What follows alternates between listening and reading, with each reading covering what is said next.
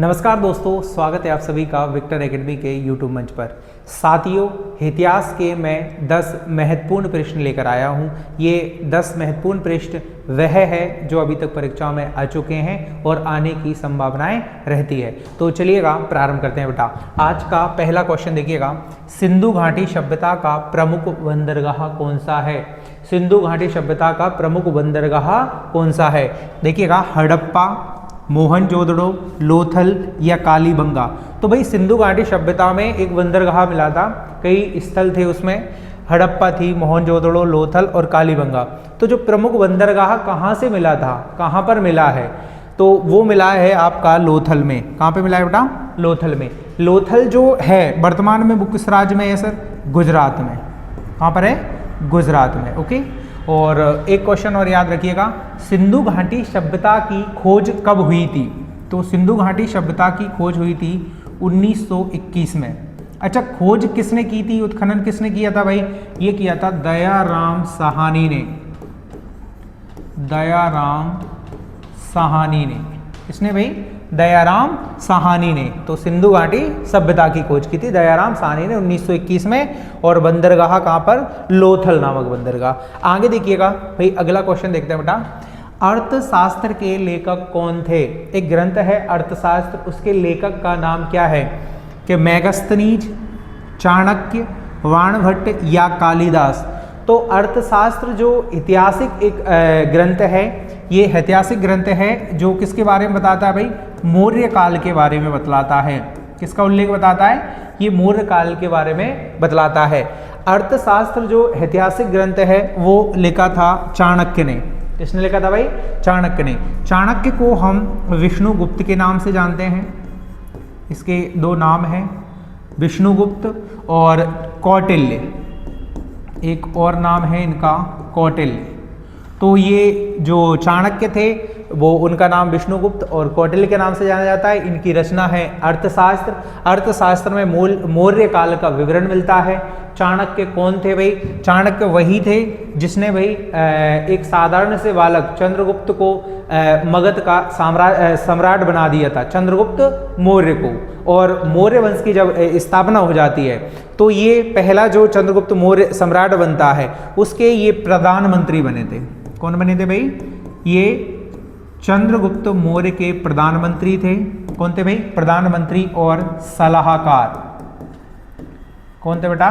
ये सलाहकार थे। ठीक है, इतनी जानकारी हमें याद रखनी है। ओके, आगे देखिएगा, नेक्स्ट अगला क्वेश्चन देखते हैं हम। अशोक ने, जो सम्राट अशोक थे, अशोक ने कलिंग युद्ध के बाद कौन सा धर्म अपनाया था? सम्राट अशोक ने कलिंग युद्ध के बाद कौन सा धर्म अपना लिया था? तो कलिंग का जो युद्ध हुआ, पहली बात तो हमें ये पता होना चाहिए कलिंग वर्तमान में है कहाँ पर। तो कलिंग वर्तमान में ओडिशा जो राज्य है वहाँ पर स्थित है। उस समय पे कलिंग की राजधानी हुआ करती थी तोशली, और वहाँ का जो शासक था उसका नाम था खारवेल शासक हुआ करते थे बेटा। ओके, तो कलिंग पर युद्ध कब हुआ था, यानी कि सम्राट अशोक ने कब युद्ध किया था ये भी पता होना चाहिए। कब आक्रमण किया था वहाँ पर? 261 ईसा पूर्व में हुआ था। कलिंग पर कब आक्रमण किया था? 261 ईसा पूर्व में आक्रमण किया था। इस युद्ध के बाद सम्राट अशोक ने उस भयानक वैभव और विवत्सा को देखते हुए उनके मन में जो युद्ध नीति से वो धम्म नीति की ओर आ गए थे, और कहीं ना कहीं उन्हें बहुत बेहद गिलाहनी हुआ था, निर्वेद फील हुआ था। तो कहीं ना कहीं उन्होंने इस युद्ध के बाद युद्ध नीति को छोड़कर धम्म नीति को अपना लिया। और धम्म नीति जिस धर्म में थी उस समय कौन सा धर्म अपनाया था भाई? उन्होंने बौद्ध धर्म अपनाया था। कौन सा धर्म? बौद्ध धर्म। सम्राट अशोक। ओके, आगे बढ़ते हैं, नेक्स्ट। 1857 की क्रांति की शुरुआत कहाँ से हुई थी? 1857 की क्रांति की शुरुआत कहाँ से हुई थी? 1857 के केंद्र तो कई सारे आते हैं। 1857 की क्रांति के केंद्र आपका कानपुर हुआ, मेरठ हुआ, झांसी हुई, दिल्ली हुई। तो यहाँ पर अलग अलग विद्वानों अलग अलग जो क्या कहते हैं अलग अलग क्रांतिकारियों ने अलग अलग जगहों पर नेतृत्व किया था। दिल्ली से बहादुर शाह जफर द्वितीय ने किया, लखनऊ से जो बेगम हजरत महल, या झांसी से झांसी की रानी लक्ष्मीबाई, ये कई कुंवर नारायण, कई सारे विद्वानों ने किया।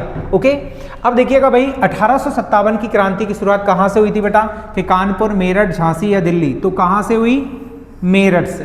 कहाँ से होती है, मेरठ। मेरठ वर्तमान में यूपी, ठीक है बेटा, तो मेरठ से होती है। अगला क्वेश्चन देखते हैं, नेक्स्ट छठा क्वेश्चन, पांचवा क्वेश्चन, भारतीय राष्ट्रीय कांग्रेस की स्थापना कब हुई थी। ये भी बहुत ही इंपॉर्टेंट क्वेश्चन है। पार्टी है भारतीय राष्ट्रीय कांग्रेस की स्थापना कब हुई थी, देखिएगा 1885 में, 1905 में, 1890 में या 1875 में। तो भारतीय राष्ट्रीय कांग्रेस की स्थापना हुई बेटा 1885 में। कब हुई, 1885 में। 1885 में हुई थी, ये दिन था 28 दिसंबर 1885। अच्छा, इस पार्टी का जो संस्थापक था वो हमें पता होना चाहिए। संस्थापक के रूप में है A.O. Home. A.O. Home, A.O. Home ही आता है इसमें भाई, ओके, A.O. होम। तो A.O. होम इसके क्या हुए हैं, संस्थापक हुए हैं। अच्छा, कहाँ पर स्थापना हुई थी भाई, स्थान क्या था बेटा, ये भी हमें क्या होना चाहिए, पता होना चाहिए। स्थान अगर राज्य दर बात करें, शहर दर बात करें, तो ये मुंबई में हुई थी। कहाँ पर भाई, मुंबई में। कौन सा शहर भाई, मुंबई में। कॉलेज था, क्या था बेटा, एक कॉलेज था। कॉलेज का नाम आपको पता होना चाहिए, गोकुलदास तेजपाल संस्कृत कॉलेज में स्थापना हुई थी। वहां पर एक सभा, और इसके पहले जो बने संस्थापक किसने की थी, ये, ठीक है, संस्थापक, और 28 दिसंबर 1885 को। आगे देखिएगा भाई, नेक्स्ट अगला क्वेश्चन देखते हैं, वेदों की संख्या कितनी है। वेदों की संख्या 3 है, 4 है, 5 है या 6 है।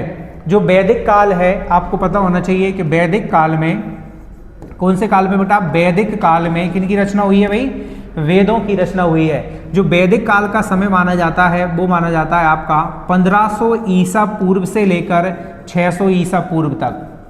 तो वैदिक काल का जो समय है 1500 ईसा पूर्व से 600 ईसा पूर्व तक, इसको दो भागों में बांटा गया है। एक का भाग आता है ऋग वैदिक काल, जो 1500 से लेकर 1000 ईसा पूर्वी तक है, और फिर आता है 1000 से 600 ईसा पूर्व तक, जिसका नाम आता है उत्तर वैदिक काल। कौन सा वैदिक काल, उत्तर वैदिक काल। तो अब बात आती है, सर वेद कितने हैं, वेद कितने हैं। वेद, तो वेद हैं भाई 4।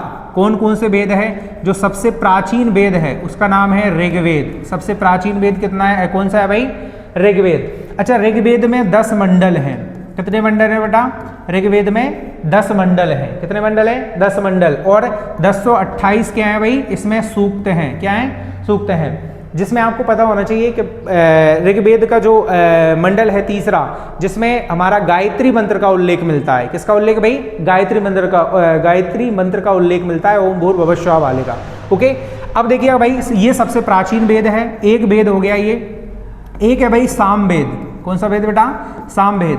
सामवेद को भारतीय संगीत का जनक कहा जाता है। सामवेद को भारतीय संगीत का क्या कहा जाता है बच्चा, जनक कहा जाता है।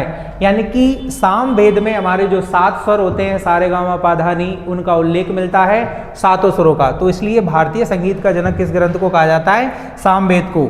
एक और वेद आता है जिसका नाम है बेटा यजुर्वेद। क्या नाम आता है भाई, यजुर्वेद। तो यजुर्वेदों में यज्ञों का जो विधि विधान होता है, किसका भाई, यज्ञों का जो विधि विधान होता है, पूजा पाठ जो विधि होती है, नित्य कर्म जो विधि होती है, उसका वर्णन आपके यजुर्वेद में मिलता है बच्चा। अगला देखिएगा, नेक्स्ट एक आता है आखिरी, जो नवीन वेद के नाम से भी जाना जाता है, जिसका नाम है अथर्ववेद। क्या नाम है बेटा, अथर्ववेद। तो अथर्ववेद में जादू टोना, वशीकरण, ये आदि, काला जादू आदि के बारे में क्या मिलता है, औषधियों का वर्णन आदि के बारे में उल्लेख मिलता है। तो इतिहास में हमारे जो वेद हैं उनका वर्णन कितने हैं बेटा, 4 वेद हैं, जिसमें सबसे प्राचीन वेद है ऋग्वेद। अगला क्वेश्चन देखें, नेक्स्ट, कुतुब मीनार। कौन सी मीनार भाई, कुतुब मीनार का निर्माण किसने प्रारंभ कराया था। बात आई है भाई, प्रारंभ किसने कराया था। पहली बात हमें ये पता होना चाहिए कि कुतुब मीनार कहाँ पर है। भारत की जो कैपिटल है, भारत की जो दिल्ली है, राजधानी, ठीक है, वहां पर नई दिल्ली में ये वर्तमान में स्थित है। ओके, कि किसने निर्माण प्रारंभ कराया था, इल्तुतमिश ने, वलवन ने, कुतुबुद्दीन ऐबक ने या अलाउद्दीन खिलजी ने। तो भाई कुतुब मीनार का जो प्रारंभ करवाया था वो करवाया था भाई कुतुबुद्दीन ऐबक ने। किसने करवाया था, कुतुबुद्दीन ऐबक ने। कुतुबुद्दीन ऐबक ने इसका जो शुभारंभ करवाया था वो कराया था 1199 ई में। कब कराया था भाई? 1199 ई में। और कुतुबुद्दीन ऐबक ने ही 1206 में दिल्ली में किस वंश की स्थापना कर दी थी भाई? गुलाम वंश की स्थापना की थी। किस वंश की बेटा? गुलाम वंश की स्थापना की थी 1206 में। या गुलाम वंश का संस्थापक कौन माना जाता है? इल्तुतमिश। लेकिन बात है ये प्रारंभ करवाया कुतुबुद्दीन ऐबक ने, लेकिन इसको भाई संपूर्ण किसने कराया था ये पता होना चाहिए। इल्तुतमिश ने। संपूर्ण किसने कराया था? इल्तुतमिश ने। आगे देखिएगा नेक्स्ट अगला बिंदु, पानीपत का प्रथम युद्ध पानीपत नामक हरियाणा में एक जगह है, इसलिए इस स्थल को या इस युद्ध को किस नाम से जाना गया है? पानीपत का प्रथम युद्ध। कौन सी सन में भाई? 1526 में। किन के बीच हुआ था? पानीपत का प्रथम जो युद्ध था, ठीक है, वो किन के बीच हुआ था? हुआ कब था? 1526 में। किन के बीच हुआ था? कि भाई राणा सांगा और बाबर के मध्य में, बाबर और इब्राहिम लोदी के मध्य में, अकबर या हेमू के मध्य में, या मराठा अहमद अली अब्दाली के मध्य में। मराठाओं और अहमद अली अब्दाली के मध्य में। तो भाई ये पानीपत का जो प्रथम युद्ध होता है, कौन सा युद्ध होता है बेटा? प्रथम युद्ध। वो हुआ था बाबर और इब्राहिम लोदी के मध्य में। किसके मध्य में होता है? बाबर और इब्राहिम लोदी के मध्य में होता है। और इसमें बाबर क्या हो जाता है बेटा? पराजित हो जाता है। और बाबर नहीं, इब्राहिम लोदी इसमें क्या हो जाता है? पराजित हो जाता है। और बाबर की इसमें क्या होती है सर? विजय होती है। क्या होती है? बाबर जीत जाता है। और भारत में बाबर किस वंश की स्थापना कर देता है 1526 में? या किस सल्तनत या किस बादशाहत को प्रारंभ कर देता है भाई? एक नए वंश की स्थापना कर देता है, मुगल वंश। तो 1526 में बाबर मुगल वंश की स्थापना करता है। किसको हराकर? इब्राहिम लोदी को हराकर। अगला क्वेश्चन देखिएगा नेक्स्ट बेटा। अगला क्वेश्चन आता है, एक बहुत महान क्रांतिकारी हुए हैं जिनका नाम है बाल गंगाधर तिलक। बाल गंगाधर तिलक जी ने कौन सा नारा दिया था? इनका एक नारा है कि बाल गंगाधर तिलक ने कौन सा नारा दिया था? करो या मरो, जय जवान जय किसान, स्वराज्य मेरा जन्मसिद्ध अधिकार है, मैं इसे लेकर रहूंगा, इस तरह का, या इंकलाब जिंदाबाद। तो बाल गंगाधर जो तिलक थे उन्होंने नारा दिया था स्वराज्य मेरा जन्मसिद्ध अधिकार है और मैं इसे लेकर रहूंगा। अब आपको पता होना चाहिए करो और मरो का नारा आपके अपने राष्ट्रपिता महात्मा गांधी जी ने दिया था। किसने दिया था भाई? महात्मा गांधी जी ने दिया था। ओके। अब जय जवान जय किसान किसने दिया था? लाल बहादुर शास्त्री ने दिया था। इंकलाब जिंदाबाद का आपको पता होना चाहिए, सरदार शहीद आजम भगत सिंह। ओके, आगे बढ़ते हैं नेक्स्ट। अगला क्वेश्चन देखिएगा भाई नेक्स्ट, और आज की क्लास का आखिरी क्वेश्चन। 1962 के युद्ध के समय भारत के प्रधानमंत्री कौन थे? पहली बात तो ये पता होना चाहिए 1962 का युद्ध किन किन के मध्य हुआ था भाई? भारत पर चीन ने आक्रमण किया था। किसने आक्रमण किया था? ये इंडिया और किसके बीच हुआ था बेटा? इंडिया और चीन के बीच में युद्ध होता है, दलाई लामा को लेकर और कई सारे बिंदुओं को लेकर। 1959 से लेकर ये कहानी चल रही थी, लेकिन 1962 में ये चीन भारत पर क्या कर देती है? आक्रमण। ओके, तो उस समय भारत के जो प्रधानमंत्री थे वो थे भाई जवाहरलाल नेहरू। कौन थे भाई 1962 में? पंडित जवाहरलाल नेहरू, जो भारत के प्रधानमंत्री रहे हैं। ओके, उम्मीद करता हूं ये 10 क्वेश्चन आपको समझ में आए होंगे, सीखे होंगे, समझे होंगे। ओके, मिलते हैं अगली वीडियो के साथ में। तब तक अपना और अपनों का ख्याल रखिएगा। जय हिंद, जय भारत।